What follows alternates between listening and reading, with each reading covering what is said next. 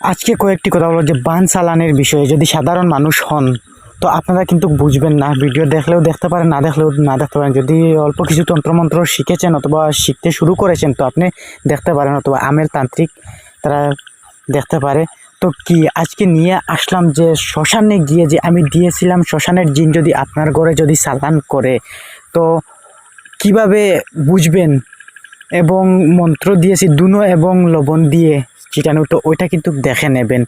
তো প্রথমেই বলি, তো শত্রুর ঘরে জিন চালান কিভাবে করা হয় এবং শত্রুর উপর বান কিভাবে মারা হয়, তো ওই ভিডিওতে কিন্তু বলতে পারি না, ভিডিও লম্বা হয়ে যাবে। তার কারণে আজকে ওই ভিডিওতে বলবো। যদি আপনারা যদি শিক্ষা করতে চান তো বুঝে যান। ওই হিসাবে আপনার ঘরে আমেল তান্ত্রিক তারা ওই হিসাবে খারাপ যারা বানবিদ্যা করে তারা কিন্তু ওই হিসাবে আপনার ঘরে চালান করে।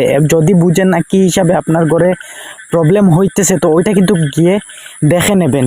যদি জিন চালান করে তো অনেক সময় আপনার ঘরে প্রবলেম হবে। তো সরাসরি বলি যে যদি আপনার ঘরে জিন চালান দেওয়া হয়, আমেল তান্ত্রিকরা তারা কিন্তু সব সময় শ্মশান নিয়ে কাজ করবে। শ্মশানে গিয়ে কিভাবে কাজ করবে, প্রথমেই বলি, একটি মুরুগ তারা ওইটা কিন্তু তেলে বাজি করবে না, পুড়ে নেবে, পুরো আস্তা মুরুগ পুড়ে নেবে, নিয়ে কলা পাতায় রাখবে। কলা পাতায় রেখে পাঁপড় বাজি ওইগুলো মিষ্টি ওইগুলো তারা ওই পাতায় রাখবে।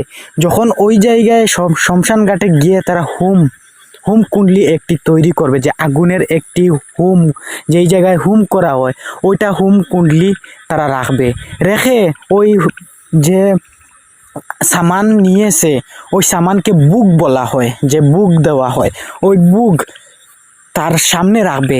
রেখে ওই মন্ত্র উচ্চারণ করতে থাকবে। মন্ত্র উচ্চারণের যে বীজ মন্ত্র আছে বান মারার জন্য এবং সালান দেওয়ার জন্য, যদি যারা তন্ত্রমন্ত্র করছেন ওই মন্ত্র যদি তাদের কাছে থাকে তো তারা কিন্তু বুঝবেন। ওই মন্ত্রের মধ্যে 3বার ওই জিনের নাম আছে, জিনের জিকির করা আছে, যে 3বার ওই জিন জাতির কয়েকটি কথা আছে, খারাপ কথা, তারা চালান হওয়ার জন্য। তো ওই বুক দিয়ে ওই মন্ত্র দিয়ে তারা চালান দিয়ে দে গড়ে। তো আরও একটি কথা বলি বান বিদ্যার বিষয়ে, যে পুতুল তৈরি করে, কালো পুতুলে একটি তৈরি করে, মুখে চোখ এবং নাক তারা সাদা রং করে নেবে। নেওয়ার পর ওই পুতুলে প্রাণ প্রতিষ্ঠা করবে। পুতুলের মধ্যে প্রথমেই শত্রুর কয়েক সামান ভিতরে দেবে। কোন সামান কিন্তু আমি বলতে পারবো না, ওই মন্ত্র যার কাছে থাকবে সে কিন্তু প্রয়োগ করে নেবে।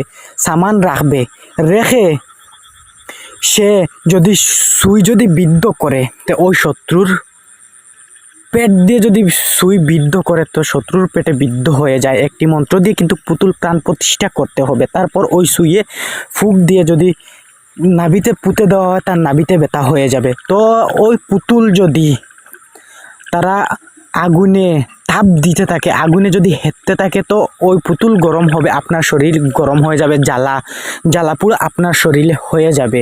তো ওই রকম হবে যে শরীরে পুরোপুরি জ্বলতে থাকবে, ওইটাকে আগুনবান, মানুষ আগুনবান বলে। ওই রকম নয়, পুতুল যখন প্রাণ প্রতিষ্ঠা আপনার নামে করবে, আপনার সামান ওই পুতুলের মধ্যে রাখবে, রেখে মন্ত্র উচ্চারণ করবে শত্রুর নাম দিয়ে, যাকে বান মারা হচ্ছে, তো তাকে তার নাম দিয়ে প্রাণ প্রতিষ্ঠা করে যখন পুড়াইতে শুরু করবে তার শরীরে জ্বালা পুরা শুরু হয়ে যাবে। তো ওইটাই মেয়াদি বান যদি হয়, আপনারা বুঝে যাবেন যে মেয়াদি বান হলে আপনাদের শরীর শুকিয়ে যাবে, চোখের নিচে কালো দাগ হয়ে যাবে, আমেল তান্ত্রিকের কাছে যাইতেই হবে, না হয় আপনাদের মৃত্যু অনিবার্য। তো ওই রকম যদি হয় তো আমেল তান্ত্রিকের যোগাযোগ করবেন। তো আজকের ভিডিও এখানে বন্ধ করলাম। আরও একটি কথা, যে আমার চ্যানেল থেকে কতজন মানুষের তন্ত্রমন্ত্র আপনারা গাইড হিসাবে আপনারা শিখে নিয়েছেন কমেন্টে বলবেন।